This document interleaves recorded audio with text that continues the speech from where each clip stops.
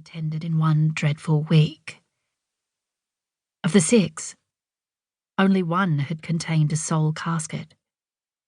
At the others, there'd been 2, 4, and 5 respectively.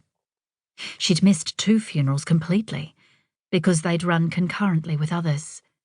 No one had thought to schedule the funerals to avoid a clash. Back then, thinking was impossible, existing almost too hard.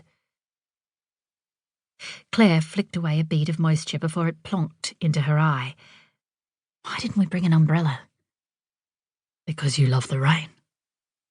He squeezed her shoulder and smiled, the bold curve of his mouth filling with a special memory. She allowed herself to tumble back 2 years to when life had been different, deceptively easy. A wall of rain fell, pummeling her. Clay sucked at her boots, while her arms pushed high into the air and her head fell back to greet the crying pewter sky. Matt's arms wrapped around her, holding her close, and his deep, husky laugh warmed her skin. Matt, feel it. Taste the sweetness. You're crazy. I've missed rain like this. I think I've been in the city too long. His eyes sparkled like dappled sunshine on the rainforest floor. Stay here, then. Myrtle? Myrtle? Farm? Right here.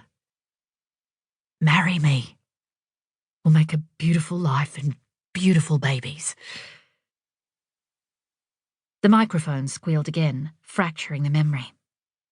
Ricky Cantor, Myrtle's new and self-appointed AV guy, checked the cables and scratched his head. Try it now, Phil. Testing. A Melbourne woman clutching a clipboard said something to Phil before tapping her watch. Adam Petrovic, the local builder, turned from the group of dignitaries and spoke to Phil. Julie Lang, Claire's mother's friend and her honorary aunt, slipped in next to her. We're 3 minutes behind already. That's on time for Myrtle. Apparently the minister has to be in Lawn by noon. You should see the running sheet his PA sent us. It included a request for vanilla slice. I told her that Myrtle specialises in light and fluffy scones and Otway jam and cream. With any luck, it means he'll have to cut his speech short, Matt said, his body tensed against Claire's. Why are these things always such a bloody circus? Hell, we're struggling to field a cricket and footy team, let alone trying to introduce basketball. That's now, Julie said quietly. This is for the future. At the rate Myrtle's population's going backwards, the joint will be falling down by the time we've got enough people to use it.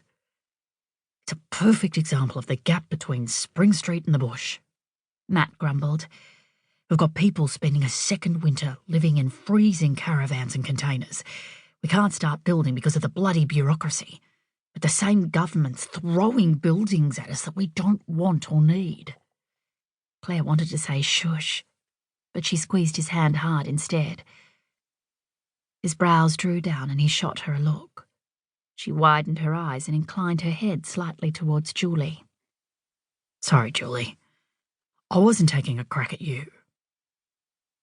Julie gave Matt a small smile, half the size of the one she'd had given before the fires. BF, as Claire had taken to calling it.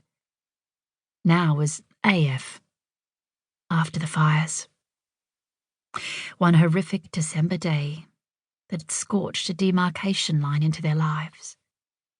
Now everything was measured in BF and AF, from the big picture things right down to the little things, like reaching for your favourite cooking knife or spanner, only to realise it had been destroyed.